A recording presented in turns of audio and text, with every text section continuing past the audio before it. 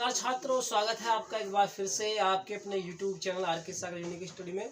तो दोस्तों, class 11th की जो केमिस्ट्री है उसमें जो चैप्टर 8 है अर्थात यूनिट 8, जिसका नाम है रेडॉक्स अभिक्रिया या रेडॉक्स रिएक्शन आप इसे कह सकते हैं, उसी की हम शुरुआत करेंगे और एक एक टॉपिक इसका हम समझेंगे। ओके, तो इसमें सबसे पहले मैं आज आपको पढ़ाऊंगा ऑक्सीकरण संख्या की परिभाषा। बहुत ज़्यादा डिटेल में नहीं पढ़ाऊंगा।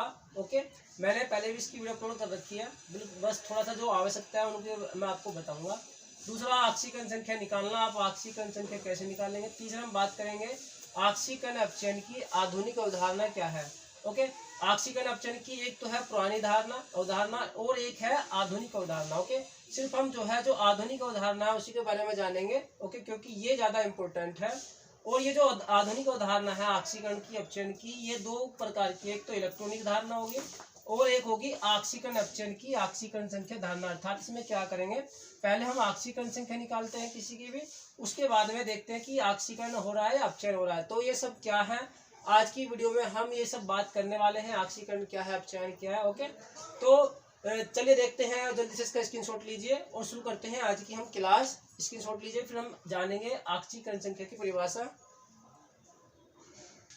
तो देखिए छात्रों, देखिए स्टूडेंट, सबसे पहले आपको क्या समझना है। सबसे पहले मैं ऑक्सीकरण संख्या की जो डेफिनेशन है, परिभाषा है, वो क्या होती है वो इस बोर्ड पर लिख रहा हूँ, ये आपको आना चाहिए। तो देखिए, किसी यौगिक में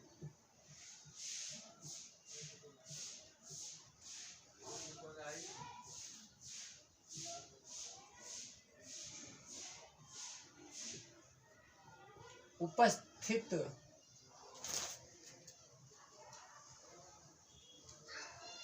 परमाणु अथवा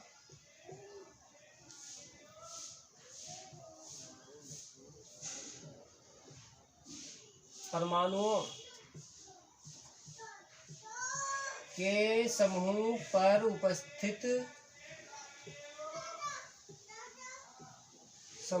उपस्थित आवेश की संख्या को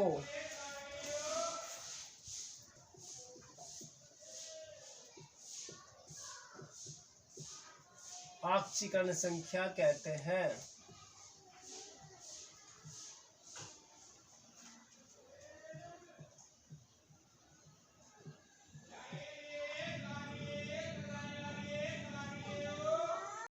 तो देखिए स्टूडेंट्स, ये डेफिनेशन होती है ऑक्सीकरण संख्या की। किसी यौगिक में उपस्थित कोई जो परमाणु है या कोई भी परमाणुओं का समूह है, उस पर उपस्थित जो भी आवेश होगा, जितना भी चार्ज होगा, उसकी संख्या को हम क्या कहते हैं, ऑक्सीकरण संख्या कहते हैं। देखिए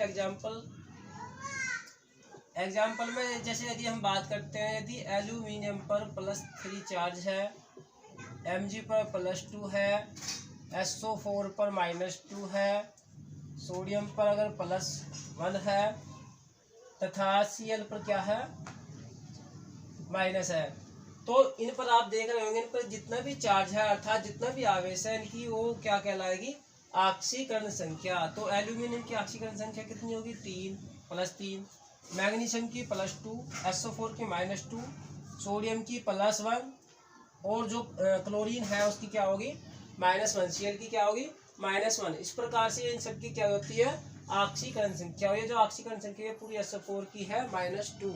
ओके, इस बात का आप याद रखेंगे, ध्यान रखेंगे।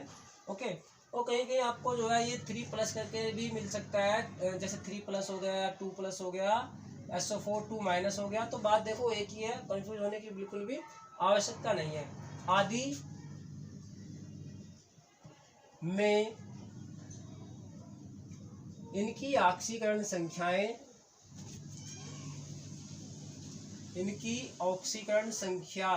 शॉर्ट में लिख रहा हूँ, +3 +2 -2 +1 तथा -1 होगी।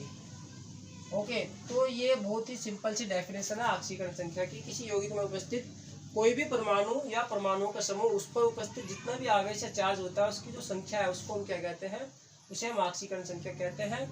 जैसे एग्जाम्पल मैंने दिया है, L पर अगर +3 चार्ज है तो एल्यूमिनियम की जो ऑक्सीकरण संख्या कितनी हो जाएगी, +3। मैग्नीशियम पर +2 अगर चार्ज या आवेश है तो मैग्नीशियम की जो ऑक्सीकरण संख्या है वो हो जाएगी +2। SO4 पर जो चार्ज है -2, उसकी जो ऑक्सीकरण संख्या हो जाएगी -2।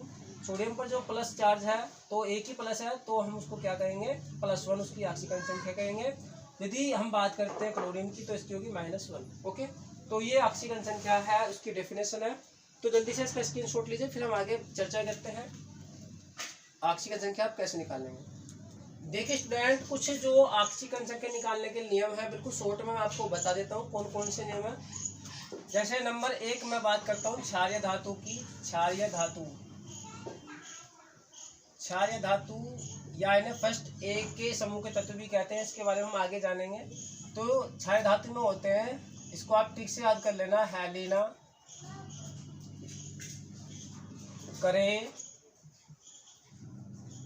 रब से फरियाद, हैलिना करे रब से फरियाद। तो इन सब की जो ऑक्सीकरण संख्या होगी वो +1 होगी। ओके, क्षारीय धातु की जो ऑक्सीकरण संख्या है वो क्या होगी, क्षारीय धातुओं की ऑक्सीकरण संख्या +1 होगी। ओके, क्या होगी, +1। स्टूडेंट, इसमें जो हमें आवश्यकता पड़ने वाली है सिर्फ इन्हीं की ज़्यादातर आवश्यकता पड़ेगी। हैलिना, करे रब से फरियाद में हाइड्रोजन की, लिथियम की, सोडियम की, पोटेशियम की, इनकी जो ऑक्सीकरण संख्या होगी वो +1 होगी। वैसे तो सभी की +1 होगी, लेकिन ज़्यादातर यही यूज में आएंगे। H का कुछ अपवाद भी है, जैसे अगर हाइड्राइड है, H जो है किसी धातु के साथ जुड़ा हुआ है तो वहाँ पर ये हाइड्राइड कहलाता है। ओके, जैसे धातु अगर मैं इसको Li के साथ में जोड़ दूँ, LiH हो गया, तो इसकी जो ऑक्सीकरण संख्या वहाँ पर -1 होगी। कुछ अपवाद है। ओके, जो अगर आपको अपवाद वाली वीडियो देखनी है तो आप पहले वाली जो मैंने वीडियो बना रखी है ऑक्सीकरण संख्या कैसे निकालने से पूरे नियम बताया, उसको देख लेना। ओके, बाकी आपको मेन जो पॉइंट है सिर्फ मैं इसमें वही बता रहा हूँ। ओके, तो इन सब की जो ऑक्सीकरण संख्या वो क्या होगी, +1 होगी। ओके, दूसरा देखिए क्षारीय मृदा धातु।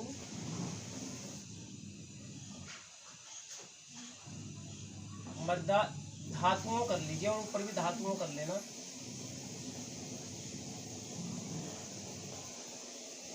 बेटी मांगे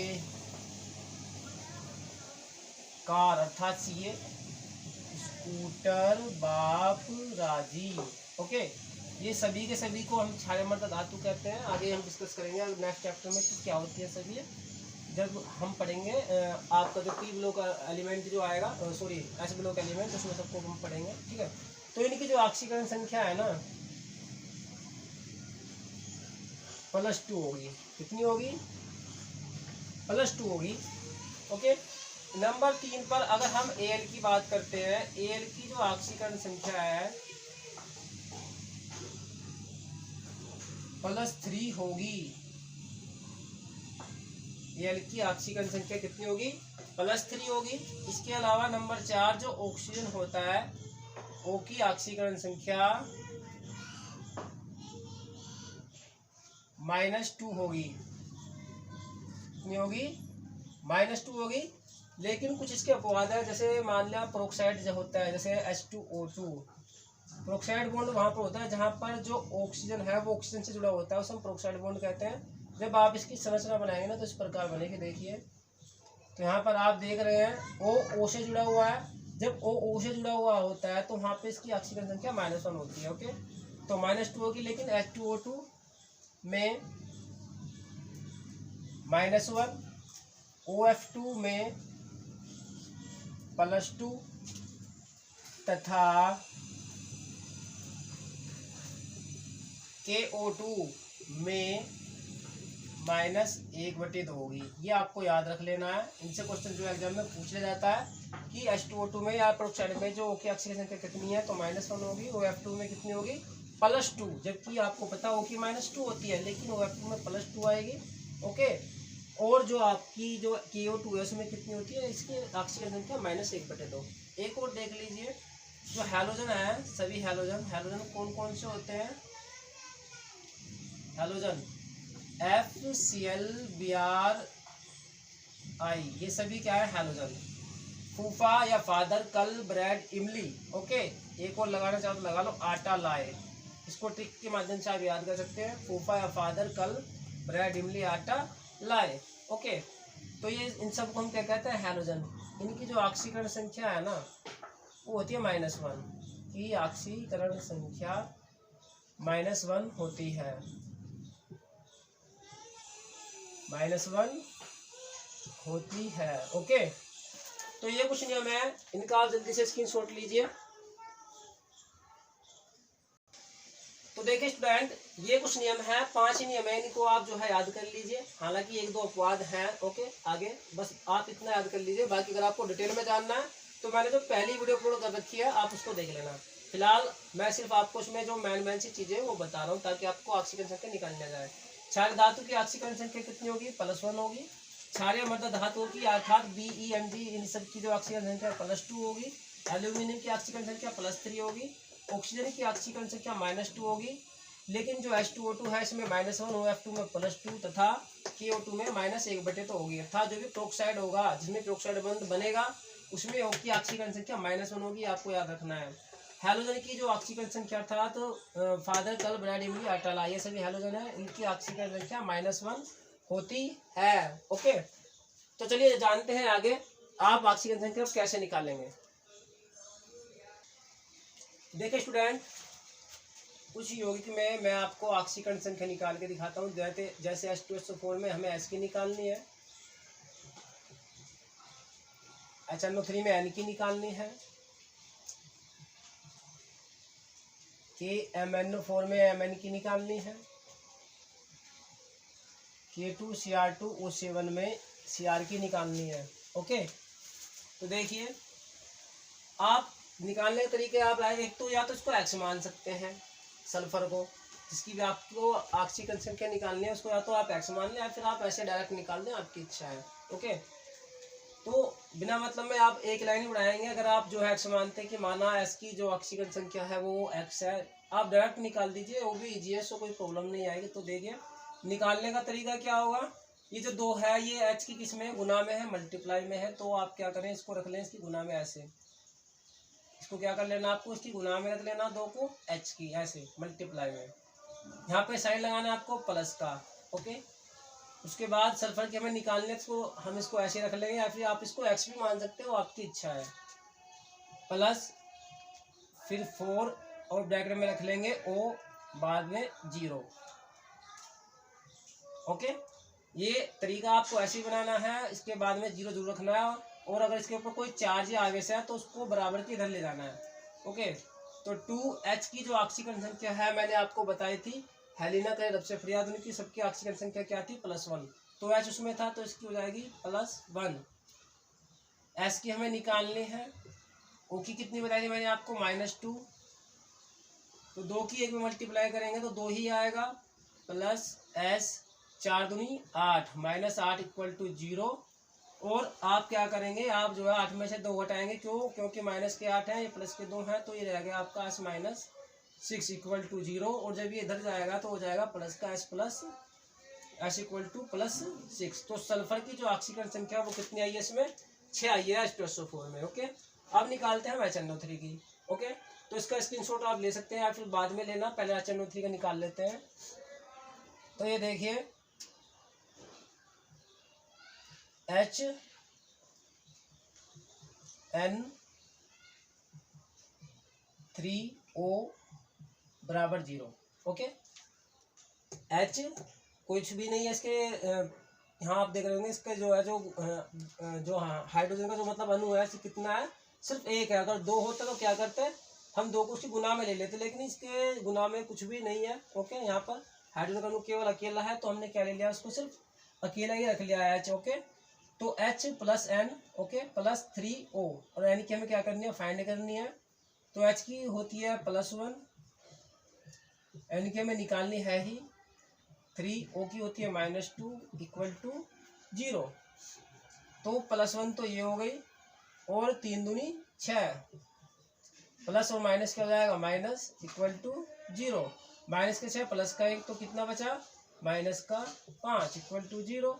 और N = क्या हो जाएगा, इधर जाके प्लस का हो जाएगा तो +5। तो नाइट्रोजन की कितनी है HNO3 में, +5 ऑक्सीजन संख्या आई है। तो H2SO4 की निकालिए मैंने, HNO3 की निकालिए। इसका स्क्रीनशॉट लीजिए, फिर मैं आपको KMNO4 की K2Cr2O7 की निकाल के दिखाता हूँ। लीजिए इसका स्क्रीनशॉट। देखिए स्टूडेंट, अब हमें फाइंड करनी है MN की KMNO4 में। तो MN की हमें फाइंड करनी है +4O। तो ये तरीका है, मैंने आपको बताया। एक्स भी आप मान सकते हो, आपकी इच्छा है। ओके, के आप देख रहे हैं परमाणु सिर्फ अकेला है, इसलिए हमने क्या कर दिया, उसको अकेले रख दिया। अगर ये K2 होता तो हम उसकी क्या कर देते, 2 की इसको गुना में रखते, 2 रखते इसके बाहर। ओके, मतलब जितनी जो परमाणु जितनी संख्या में होता है हम उसे क्या करते हैं, उसे हम बाहर रख लेते हैं और कोष्टक में क्या रख देते हैं, हम उसको रख देते हैं जो उसकी भी परमाणु की ऑक्सीजन संख्या आपको रखनी है। ओके, तो देखिए अब आप इसमें तो K की होती है +1, आपको पता है। ओके, चाहे तो उसको ब्रैकेट में बंद कर सकते हैं और आपकी इच्छा है यार रहने दें। Mn की हमें फाइंड करनी है ही, 4O की -2 = 0, तो कितनी हो जाएगी +1, और Mn की तो हमें फाइंड करनी है ही, 4 दूनी 8 -8 = क्या हो गया 0, तो माइनस के 8 में से एक गया, क्या बचा Mn -7 = 0। Mn = क्या हो जाएगा +7, बराबर किधर जा करके प्लस का हो जाएगा। तो Mn की जो ऑक्सीजन संख्या है वो कितनी आई है +7। ओके, अब हमें निकालने K2 CR2 और 7 में किसकी, Cr की। तो देखिए Cr की आप कैसे निकालेंगे, तरीका वही रहेगा।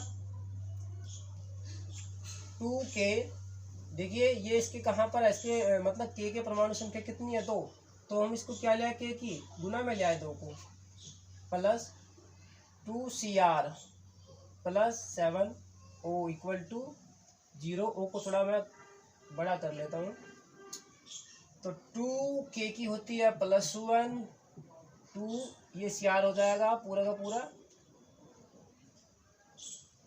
फिर क्या हो जाएगा ये 2Cr, 7O की कितनी है -2 = 0, 2 की मल्टीप्लाई 2 में 2 आ जाएगा, 2Cr तो 2Cr ही रहेगा, 7 की मल्टीप्लाई 2 में 7 दूनी 14 = 0, तो 14 -2 किसके प्लस के, तो क्या बचेगा 2Cr -12 = 0, और 2Cr = क्या हो जाएगा +12, और Cr बराबर क्या हो जाएगा 12/2। आप देख रहे हैं ये गुना में है तो इधर जाएगा, किस में जाएगा ये भाग में, तो 2 से आप इसको काटोगे तो कितना आएगा, Cr बराबर +6। तो Cr की जो K2 CR2 और 7 उसमें ऑक्सीजन संख्या कितनी है +6 है। आप ऐसे ऑक्सीजन संख्या निकाल सकते हैं किसी की भी, और इनका स्क्रीनशॉट लीजिए। फिर हम आगे देखते हैं कोई धनायन या ऋणायन अगर किसी पर उसकी आप कैसे ऑक्सीजन संख्या निकालेंगे। जल्दी से स्क्रीनशॉट लीजिए। देखो स्टूडेंट, इस बार इसके ऊपर आवेश है, आवेश की ऑक्सीजन संख्या आप कैसे निकालेंगे, तो देखिए हमें किसकी फाइंड करनी है, Fe की। ओके, जिसकी भी ऑक्सीजन संख्या पूछेगा वो आपको लिखा हुआ मिलेगा एग्जाम में, या फिर ऐसे अंडरलाइन मिलेगा। तो Fe की हमें निकालनी है, और इस बार इस पर क्या है -4 है, तो Fe + 6Cn, जितना आवेश है उसको क्या कर लेते हैं बराबर के इधर रख लेते हैं। अगर कोई भी आवेश नहीं तो बराबर रखेंगे 0, और जितना भी कोई आवेश है उसको रख लेंगे बराबर के इधर, प्लस होता है तो प्लस रख लेते हैं, माइनस है तो माइनस। ओके, तो Fe Cn की होती है -1, Cn की होती है -1, ये याद रख लेना आप, बराबर -4। Fe 6 की मल्टीप्लाई करेंगे आप किसमें, 1 में, तो कितना हो जाएगा -6 = -4।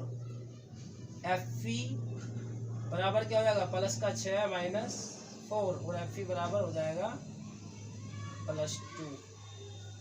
ओके, इस प्रकार से आप कोई भी धनायन हो या ऋणायन हो उसकी ऑक्सीजन संख्या भी निकाल सकते हैं। ओके, होमवर्क में मैं आपको दे रहा हूँ ऑक्सीजन संख्या निकालने के लिए CR2O7 -2 K2MnO4 में Mn की, इसमें आपको निकालने Cr की, इस पर चार्ज भी है।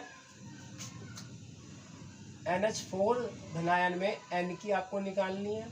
ओके, और आगे देखिए H2SO3 में S की, P2O5 में T की आपको निकालनी है, Na2H2O3 में S की निकालनी है। तो केवल आप इनकी निकाल लेना। ओके, जल्दी से स्क्रीनशॉट लीजिए, फिर हम जानते हैं आगे इसके बारे में, जो ऑक्सीजन अपचयन की आधुनिक अवधारणा है वो क्या है। देखिए स्टूडेंट, ऑक्सीजन अपचयन की आधुनिक धारणाएं, अर्थात जो आधुनिक धारणा है ऑक्सीजन और अपचयन के विषय में वो क्या है, अर्थात आधुनिक अवधारणा के अनुसार ऑक्सीजन और अपचयन की परिभाषा क्या है, ऑक्सीजन और अपचयन क्या है, ये हम जानेंगे। ओके, तो सबसे पहले हम जानेंगे इलेक्ट्रॉनिक धारणा कि ऑक्सीकरण एब्जॉर्प्शन की जो आधुनिक धारणा है उसमें इलेक्ट्रॉनिक धारणा क्या है। तो मैं लिख रहा हूँ, उसको आप नोट कर लेना। वे रासायनिक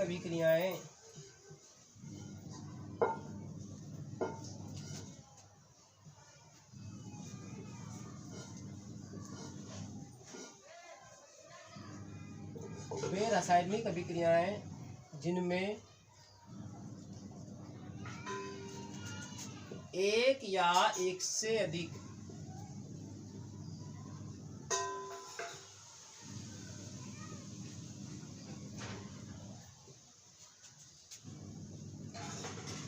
इलेक्ट्रॉन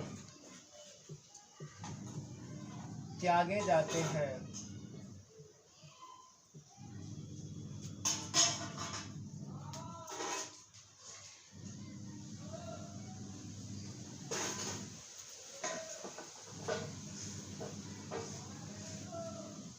ऑक्सीकरण कहलाता है। ठीक है। और एक काम करना, यहाँ पर आपको इलेक्ट्रॉनिक धारणा लिखा है ना, यहाँ पर लिख रहे हैं ना ऑक्सीकरण, क्योंकि हम इलेक्ट्रॉनिक धारणा के आधार पर किसको जान रहे हैं, हम पता कर रहे हैं ऑक्सीकरण को। ओके, तो इलेक्ट्रॉनिक धारणा में सबसे पहला क्या है, ए पार्ट इसको आप बना सकते हैं, ऑक्सीकरण। इलेक्ट्रॉनिक धारणा के अनुसार ऑक्सीकरण क्या है ये हम इसमें जान रहे हैं। ओके, क्या जान रहे हैं, इलेक्ट्रॉनिक धारणा के आधार पर ऑक्सीकरण। तो ये इलेक्ट्रॉनिक धारणा के अंदर हेडिंग है ऑक्सीकरण। ओके, तो वे रासायनिक अभिक्रियाएं जिनमें एक या एक से अधिक इलेक्ट्रॉन त्यागे जाते हैं ऑक्सीकरण कहलाता है। जैसे मैं अब आपको एक एग्जांपल देता हूँ, देखें ये सोडियम है, क्या है, सोडियम। अगर सोडियम एक इलेक्ट्रॉन का क्या करता है, त्याग करता है, क्या करता है, त्याग।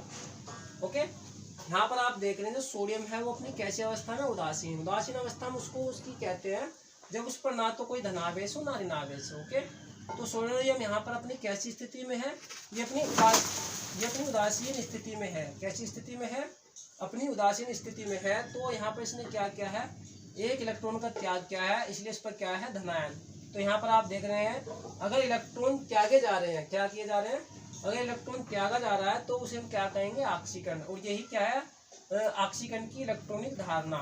इसने एक इलेक्ट्रॉन का क्या किया, यहाँ पर त्याग किया है, देख सकते हो आप, इसने एक इलेक्ट्रॉन त्यागा इसलिए इस पर क्या आया, धनावेश। उसी प्रकार से अगर हम मैग्नीशियम की बात करते हैं तो जो मैग्नीशियम है ये क्या बनाता है, ये बनाता है +2 धनायन। ये क्या करता है, 2 इलेक्ट्रॉन का त्याग करता है। तो आप देख रहे हैं इसने 2 इलेक्ट्रॉन त्यागे, तो ये क्या हुआ, ऑक्सीकरण। किसके आधार पर, इलेक्ट्रॉनिक धारणा के आधार पर।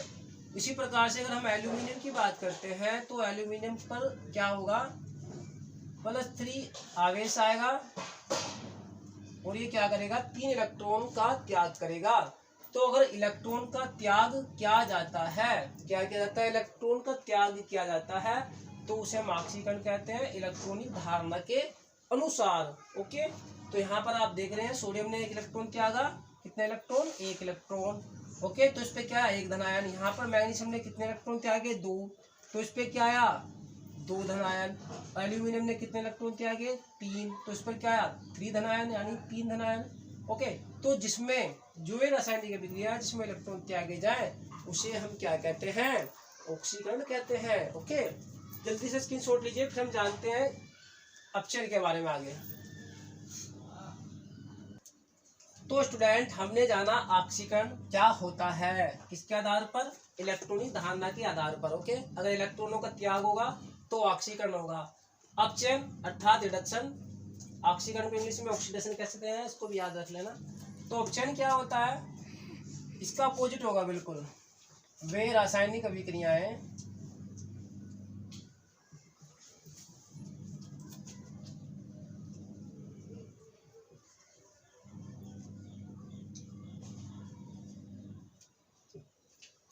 जिनमें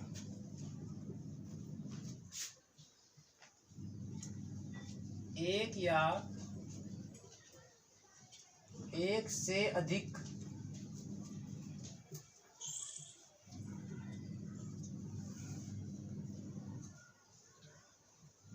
इलेक्ट्रॉन ग्रहण किए जाते हैं, ये अण है, ग्रहण किए जाते हैं, अपचयन कहलाता है।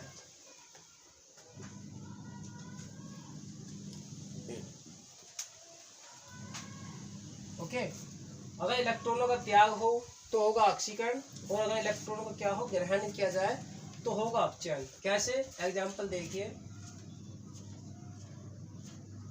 जैसे अगर क्लोरीन है, क्या है, क्लोरीन, ये क्या कर ले, इस इलेक्ट्रॉन को ग्रहण कर ले और क्या बनाए, Cl ऋणायन बना ले, क्या बना ले, Cl ऋणायन बना ले। तो इसने क्या किया, क्लोरीन ने एक इलेक्ट्रॉन ग्रहण कर लिया और क्या बनाया, क्लोरीन बनाया, क्या बनाया, क्लोरीन एनायन बनाया, क्लोराइड आयन बनाया। ओके, Cl ने क्या किया, एक इलेक्ट्रॉन ग्रहण किया, क्या बनाया, Cl एनायन बनाया, ऋणायन आप इसे कह सकते हैं। तो इसने क्या किया, एक इलेक्ट्रॉन का ग्रहण किया, एक इलेक्ट्रॉन को क्या किया, इसने ग्रहण किया, इसलिए ये क्या कहलाया जाएगा, ये कहलाया जाएगा अपचयन। ओके, आई होप आपको जो ऑक्सीकरण है और जो अपचयन है वो क्लियर हो गया होगा। इसकी स्क्रीनशॉट लीजिए, किसके आधार पर, ऑक्सीकरण अपचयन की आधुनिक धारणा के आधार पर।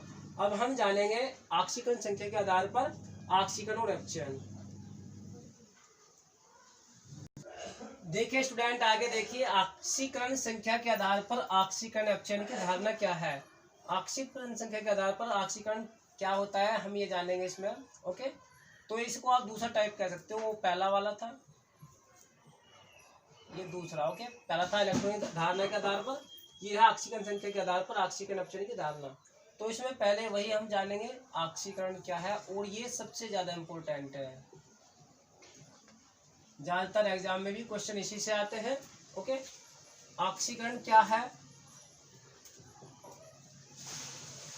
किसके आधार पर हम बात कर रहे हैं, ऑक्सीकरण संख्या के आधार पर। तो इसमें लिखना है वे रासायनिक अभिक्रियाएं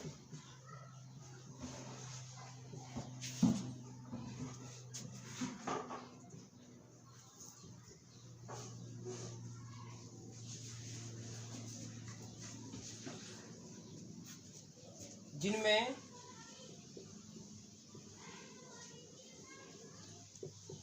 किसी तत्व, परमाणु या आयन की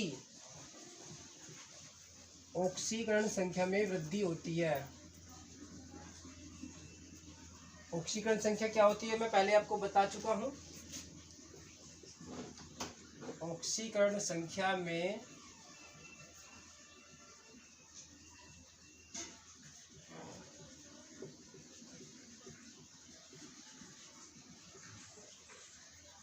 ऑक्सीकरण संख्या में वृद्धि होती है, ऑक्सीकरण कहलाती है।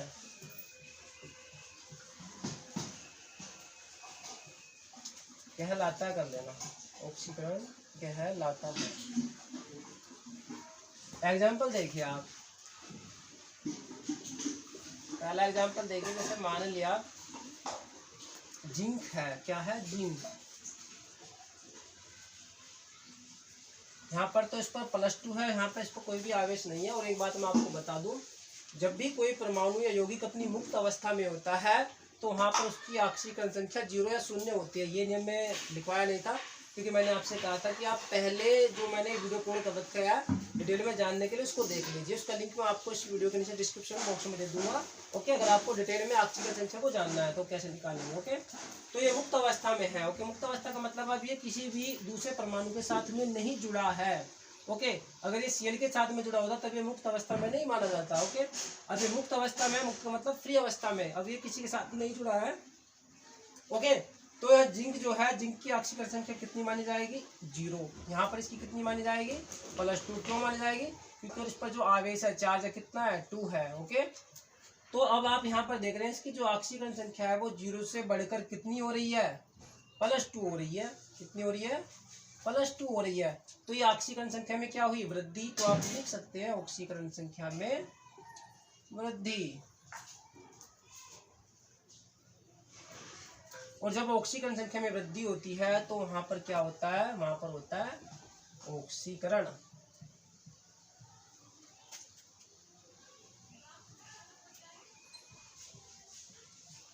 एक एग्जाम्पल और देखिए, जैसे Cu पर प्लस है और इस Cu पर +2 है, क्या है +2। ओके, तो यहाँ पर Cu की ऑक्सीकरण संख्या कितनी है 1, यहाँ पर कितनी है 2, तो 1 से 2 हो रही है तो वृद्धि हुई। जब ऑक्सीकरण संख्या में वृद्धि होगी तो क्या होगा ऑक्सीकरण, क्या होगा ऑक्सीकरण होगा। तो ऑक्सीकरण संख्या में अगर वृद्धि हो रही है किसी भी तत्व की, परमाणु की, आयन की, तो उसे हम कहते हैं ऑक्सीकरण। ओके, तो जब मुक्त अवस्था में होता है वहां पर उसकी ऑक्सीकरण संख्या शून्य मानी जाती है, ये आपको याद रख लेना है। ओके, अब आप ये मत कहना कि सर यहाँ पर ये मुक्त अवस्था में है तो इसकी शून्य क्यों नहीं है। देखिए इसकी शून्य इसलिए नहीं है क्योंकि इस पे ऑलरेडी पहले से ही क्या लगा है, प्लस लगा हुआ है, +1 लगा हुआ है, तो इसकी ऑक्सीकरण संख्या हम कितनी मानेंगे +1। और इसकी डेफिनेशन में मैंने आपको बताया था, कोई भी तत्व या परमाणु या यौगिक जो होता है उसके ऊपर जो जितना भी आवेश होता है उसी को हम क्या कहते हैं, ऑक्सीकरण संख्या कहते हैं। क्लियर। ओके, तो अब आप यहाँ पर देख रहे होंगे, यहाँ पर इसकी 0 थी, यहाँ पर +2 होगी, तो वृद्धि हुई ऑक्सीकरण संख्या में 2 की, तो ऑक्सीकरण हुआ। यहाँ पर आप देख रहे हैं प्लस है, यहाँ पर +2 हो रही है, तो यहाँ पर इसकी भी ऑक्सीजन संख्या में क्या हो रही है, वृद्धि हो रही है। ओके, तो कितने को 1 की वृद्धि, तो इसमें भी क्या हुआ ऑक्सीकरण हुआ। तो ये है ऑक्सीकरण संख्या के आधार पर ऑक्सीकरण की धारणा। अब हम जानेंगे अपचयन की धारणा क्या होती है, इसका स्क्रीनशॉट लीजिए, फिर हम अपचयन को जानते हैं ऑक्सीकरण संख्या के आधार पर। और यही बहुत ज्यादा इंपॉर्टेंट है, 2 नंबर का 3 नंबर का क्वेश्चन है आपके एग्जाम में ऐसे अवश्य आएगा। ऑक्सीकरण अपचयन छांटने के लिए जाए या फिर ऑक्सीकारक या अपचयक निकालने के लिए आए, स्क्रीनशॉट लीजिए। तो देखो दोस्तों, अब हम जानेंगे अपचयन के बारे में। ऑक्सीकरण संख्या के आधार पर अपचयन की डेफिनेशन क्या है, तो मैं लिख रहा हूं, उसको नोट कर लेना आप। वे रासायनिक अभिक्रियाएं, अपना नोट्स बना लेना, यहाँ से आपका कंप्लीट नोट्स बनेगा।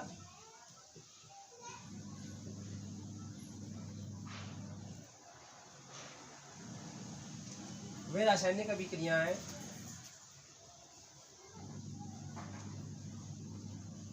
जिनमें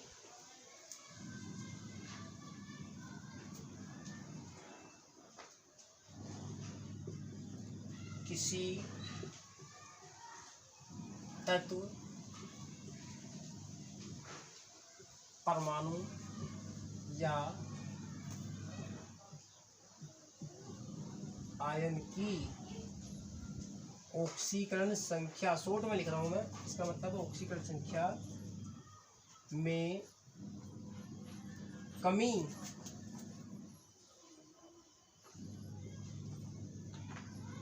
होती है तो उसे अपचयन कहते हैं।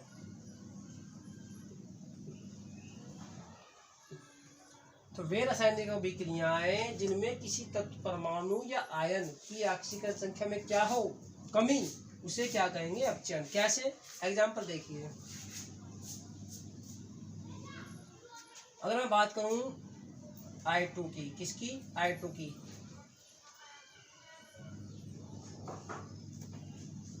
यहाँ पर जो I2S की ऑक्सीकरण संख्या मानी जाएगी 0। क्यों मानी जाएगी, क्योंकि यहाँ पर ये मुक्त अवस्था में सिर्फ अपने ही जैसे परमाणु से जुड़ा है। जब भी कोई जो परमाणु अपने जैसे परमाणु से जुड़ा है, अगर उस पर कोई आवेश नहीं है तो उसकी जो ऑक्सीकरण संख्या मानी जाएगी वो 0 मानी जाएगी। जैसे अगर हम Cl2 की बात करें, Cl2 में भी इसकी जो ऑक्सीकरण संख्या होगी वो 0 होगी। ओके, ऐसे ही F2 की भी 0 होगी, तो इस बात को आप याद रख लेना। अगर हम H2 की बात करें तो H2 की भी क्या होगी, 0। ओके, अगर उस पर कोई आवेश है, जैसे यहाँ पर आप देख रहे हैं इस पर क्या है, आवेश है, चार्ज है, तो यहाँ पर इसकी ऑक्सीकरण संख्या कैसी है, यहाँ पर इसकी ऑक्सीकरण संख्या है -1।